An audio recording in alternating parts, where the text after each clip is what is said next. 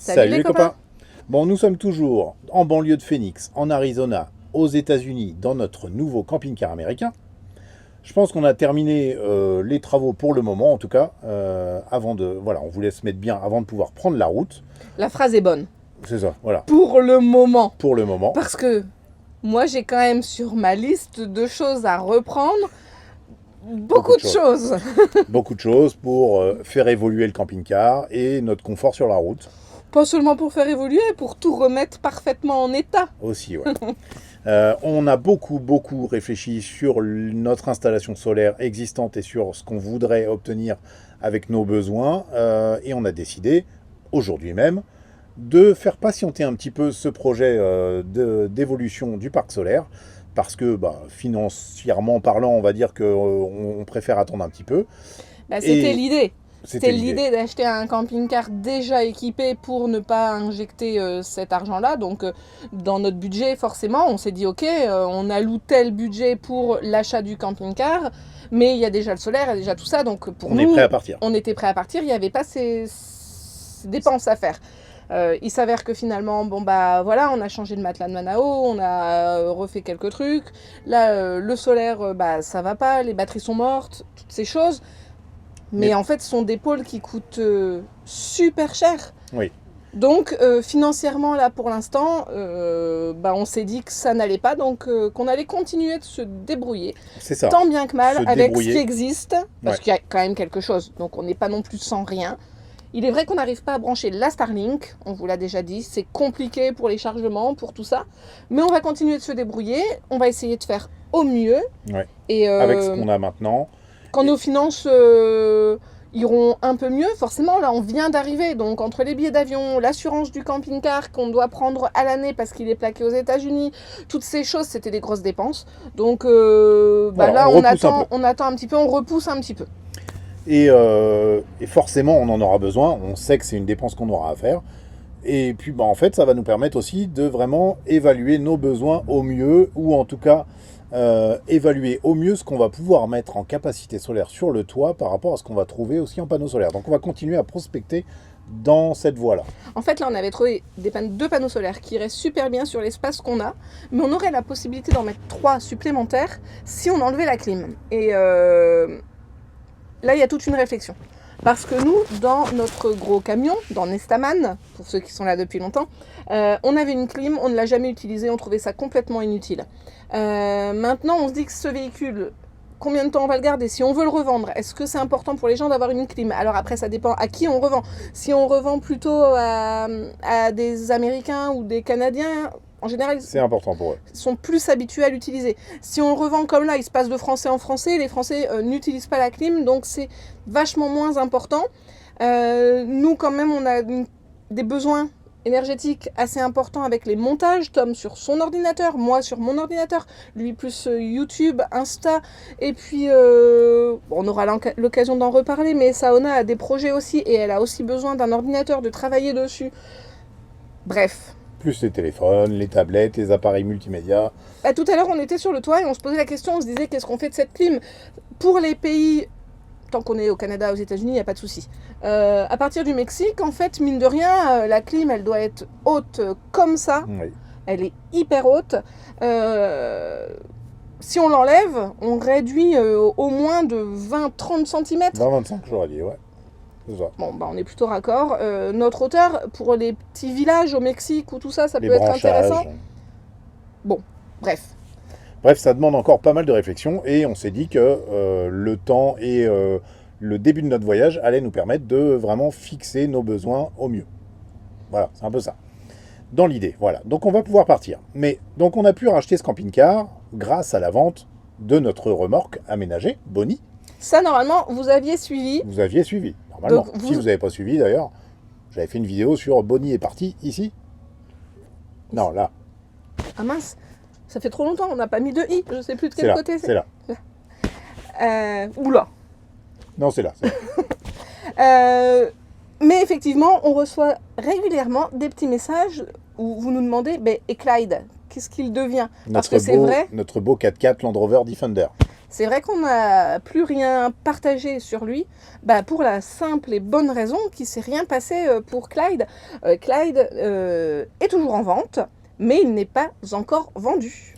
Voilà, il est en vente sur Le Bon Coin en France, puisqu'il est parqué chez tes parents dans le Nord, au-dessus de Valenciennes. On a formé mon père pour les visites. Ouais. Il a appris comment fonctionner pour pouvoir répondre aux questions. Faire les démonstrations et voilà. tout ça. Alors en fait, est-ce qu'on peut faire cette vente à distance? Est-ce que c'est possible? Déjà, moi je voulais préciser que l'annonce sur Le Bon Coin, le lien de l'annonce, je vais le mettre en description de cette vidéo. Voilà, si jamais vous êtes intéressé par l'éventuel achat de ce beau 4x4 aménagé avec toit relevable. Mais effectivement, est-ce qu'on peut le vendre à distance puisqu'on est reparti sans l'avoir vendu? Est-ce que c'était pas un peu fou de notre part? Oui, peut-être un petit peu. Mais en fait, c'est sûr que si on avait l'argent de Clyde, on se poserait peut-être moins la question pour le parc solaire. Exactement. Mais c'est pas grave. On fait autrement. Toujours est-il, c'est qu'il est donc chez mes parents.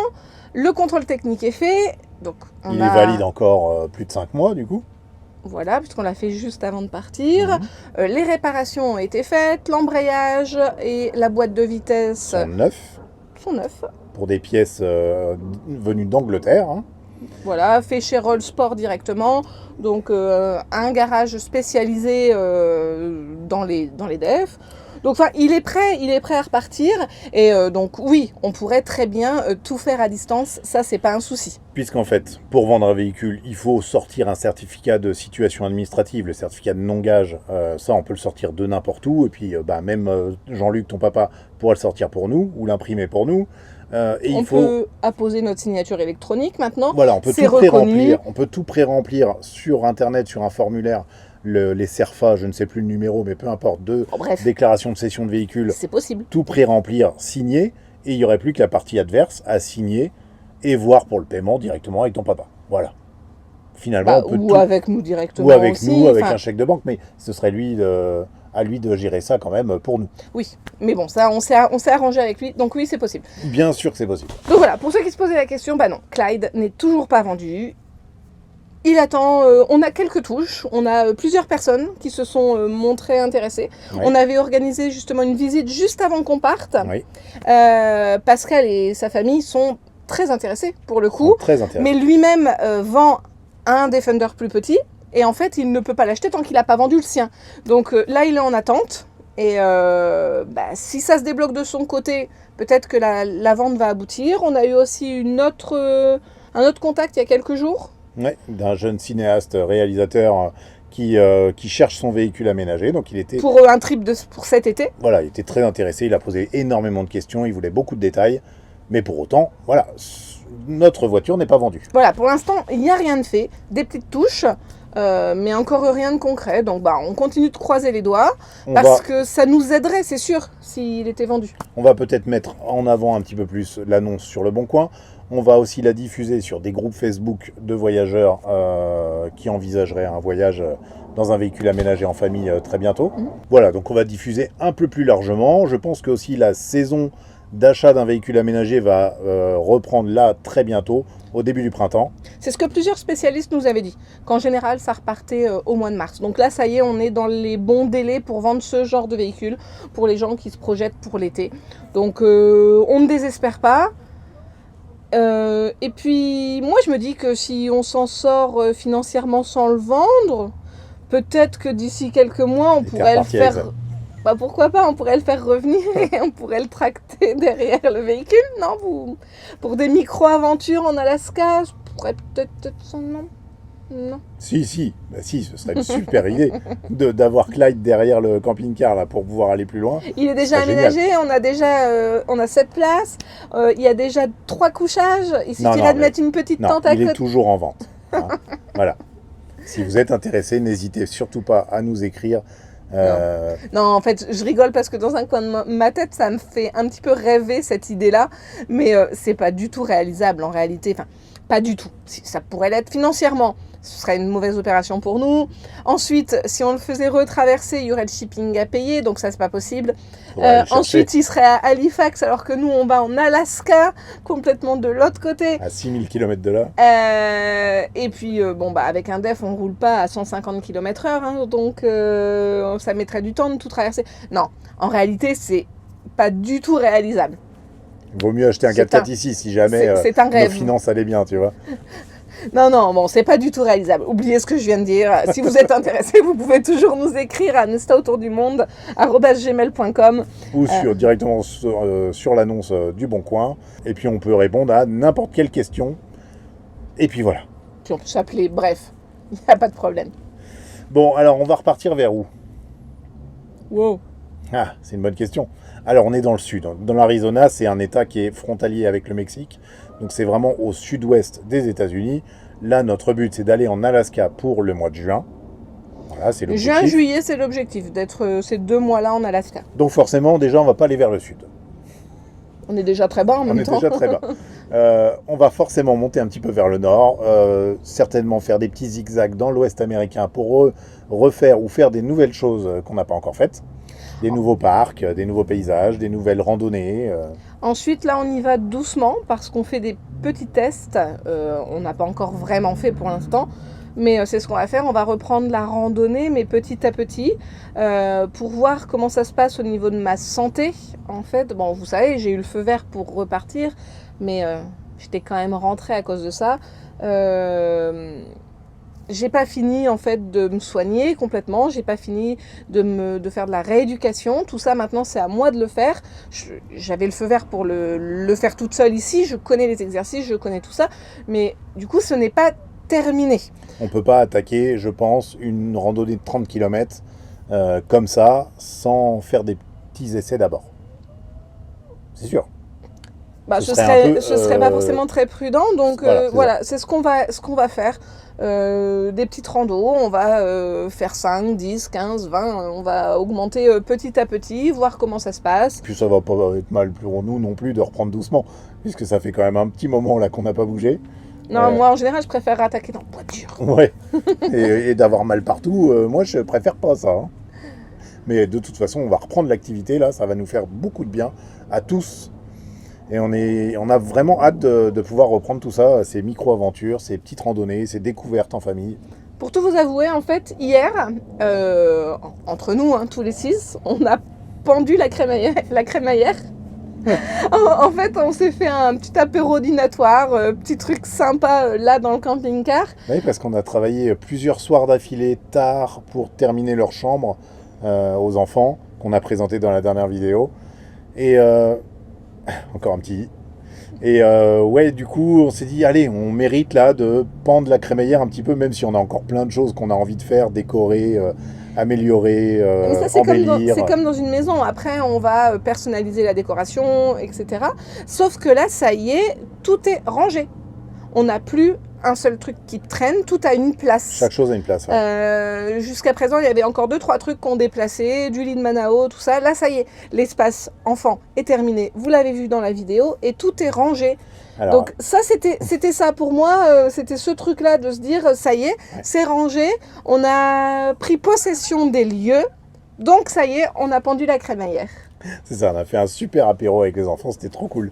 Mais j'ai toujours dans un petit coin de ma tête, à chaque fois, quand je dis tout est rangé, quand on dit tout est rangé, j'ai dans la tête les 4 caisses qu'on a laissées à Pierre-Loïc et Laure qui vont nous ramener dans leur camion. Et là, va de nouveau falloir quand même trouver une place à tout ça, refaire un tri peut-être dans certaines... Voilà. Non, ça va aller ? Ça va. On n'est pas plein, en fait. Il y a des espaces où là-bas, il y a de la place. Là, au milieu, il y a de la place. C'est vrai. Il y a aussi des choses que j'avais emmenées, comme les affaires de Manao. J'ai emmené du 11 mois et du 12 mois. Pourquoi 11 ? Du 12 mois et du 18 mois en vêtements parce que j'en avais parlé, que je préférais faire un sac de 75 € en bagages supplémentaires avec les manteaux et tout ce qu'on avait plutôt que de tout racheter. Donc ça, c'était un choix. Et ben tout ça, mine de rien, au moment où on va les retrouver, en fait, il mettra plus le 9 mois, on aura rouvert le 9 mois, enfin, il y a des choses comme ça qui vont s'enlever, tout. Ça va le faire. Voilà, donc l'idée principale de notre itinéraire, en tout cas, c'est de rejoindre l'Alaska depuis l'Arizona en passant par l'Ouest américain, c'est-à-dire qu'on va suivre un petit peu la chaîne montagneuse des Rocheuses. C'est ça, des Rocheuses, hein, les Rocheuses américaines et canadiennes, les Rocky Mountains, voilà, par l'ouest, centre-ouest là, des États-Unis. Et puis peut-être qu'après on redescendra par la côte, ça on ne sait pas encore. Oula, c'est encore loin. Ouais, bah redescendre c'est encore loin et de toute façon on a jusqu'au 17 août Sur le territoire sur le américain territoire américain. pour cette année. Donc après va peut-être falloir redescendre peut-être un petit peu vite. Donc on va essayer de faire le plus de choses possible en montant. Voilà. Donc au programme, je crois qu'il va y avoir de belles découvertes, Belles choses. Du voyage. des beaux paysages, du voyage. Encore un peu de bricolage parce que non, on n'est pas une chaîne de bricolage, mais on aura encore des choses à faire sur ce véhicule pour vraiment être bien. Bon, et est-ce qu'on vous dévoile le nom de ce beau camping-car? Bah allez. Ah, je pense que ça Non. peut le faire. Ah non. Oh, le truc, c'est vache. Mais non, on coupera au montage. Ou pas. Mais non. Bah, Doudou, on va annoncer son nom quand on va le présenter. Oui, bah oui, ce serait plus logique. Ouais, mais Donc là, on a dit que demain ou après-demain, ça y est, on partait, on prenait la route, on va aller se trouver des beaux bivouacs sauvages. Et sur un bivouac sauvage, on pourra le oui, ce serait présenter. plus sympa pour le présenter. Ah bah oui, un peu. Bon, ok. Alors, Mais en fait, moi, je me suis occupée de l'intérieur, tout est rangé. Mais est-ce que tes soutes sont vraiment prêtes à être... pas mal organisé quand même. Hein. Si tu me dis Bah, que il y a c'est toujours ok, mieux à faire. Si tu mets le nez dedans, ce sera encore mieux, mais non, c'est pas mal. Là, c'est plutôt fonctionnel. J'ai mes outils à portée de main, table, chaise que je peux sortir assez rapidement. ok, alors on est prêt pour vous le présenter très bientôt. Très bientôt. Voilà, les copains, c'est tout pour aujourd'hui. Une toute petite vidéo. On vous retrouve vendredi pour la prochaine, avec déjà un départ d'ici, de Phoenix, pour monter un peu plus vers le nord, à notre prochaine destination, qui sera, je pense, vous le verrez dans la prochaine vidéo. À vendredi. À vendredi, les copains. Bye bye. Bye.